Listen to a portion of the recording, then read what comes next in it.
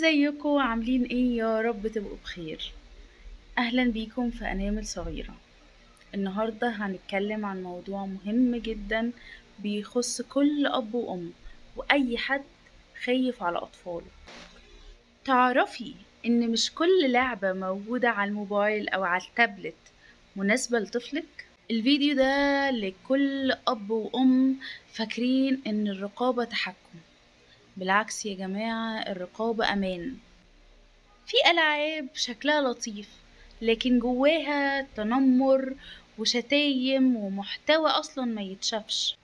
أنا هقول لكم حاجة واقعية وحصلت بالفعل.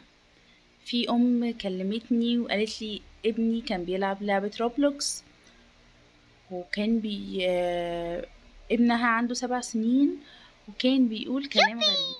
اكتشفنا إن بيتكلم مع ناس أكبر منه. مش بس كده، في ألعاب بيظهر فيها محادثات وحاجات أصلا ما ينفعش أي طفل يشوفها. وللأسف ده مش استثناء، ده بيحصل يوميا. فلو جينا نتكلم عن مخاطر الألعاب دي هنلاقي إن احنا عندنا 5 مخاطر أساسية. أول حاجة منهم هي طبعا الدردشة المفتوحة، إن أي طفل ممكن يتكلم مع أي حد ومن كل الأعمار ومن كل الثقافات والجنسيات. رقم 2 هي اللغة السوقية والتنمر. الألعاب الأونلاين يا جماعة مليانة شتايم وألفاظ محدش فينا أصلا يقدر يتحملها إن حد من أولاده يشوفها أو حتى كبار والله. رقم 3 هي المحتوى الغير مناسب، من لبس الكلام لأفعال لا تليق تماما بالأطفال.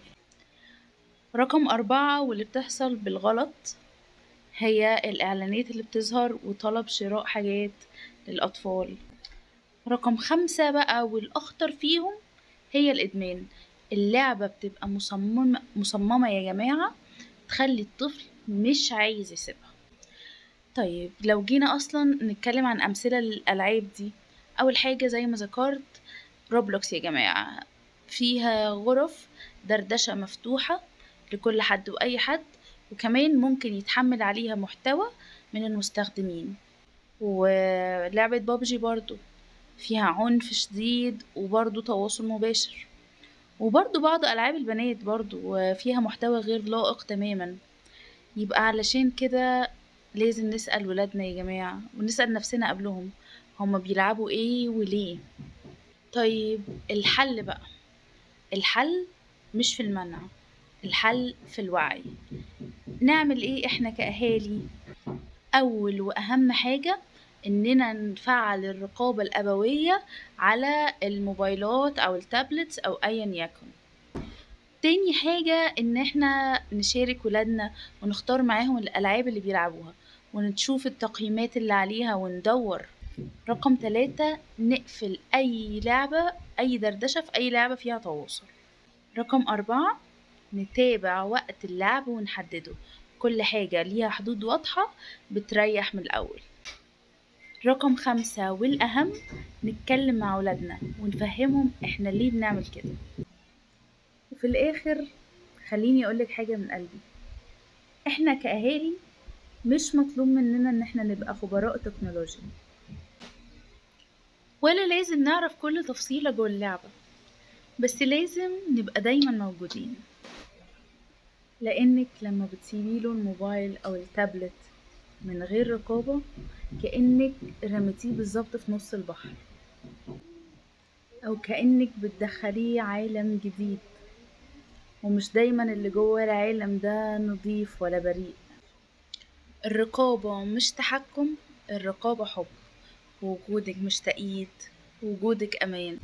وما تخافيش، ابنك مش هيكرهك لو منعتيه من لعبة، بس ممكن يكبر وهو عنده مشاكل نفسية لو سبتيه يتربى مع اللعبة دي.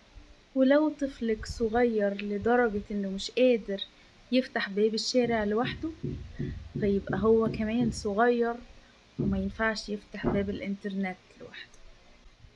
احنا بنربي جيل وبنعمل مستقبل، فده بيتطلب مننا شوية مجهود وشوية أسئلة كتير. اسألي ابنِك كل يوم بيكلم إيه وبيشوف مين وبيعمل إيه، خلّيكِ دايمًا الحضن اللي بيجري عليه وبيطبطب، اسمعي منه وخلّيكِ قريبة منه. والفيديو ده مش عشان أخوّفِك خالص والله، الفيديو ده بس عشان نفكّر سوا ونعرف نربّي بوعي. بس كده، لو وصلتِ معايا لحد هنا يبقى أنتِ حد مهتم بنفسية أطفاله، ولو عجبِك الفيديو ما تنسيش تعملي لايك واشتركي في القناة وشيّري الفيديو ده لأي أم حابة توصّلي لها الرسالة دي.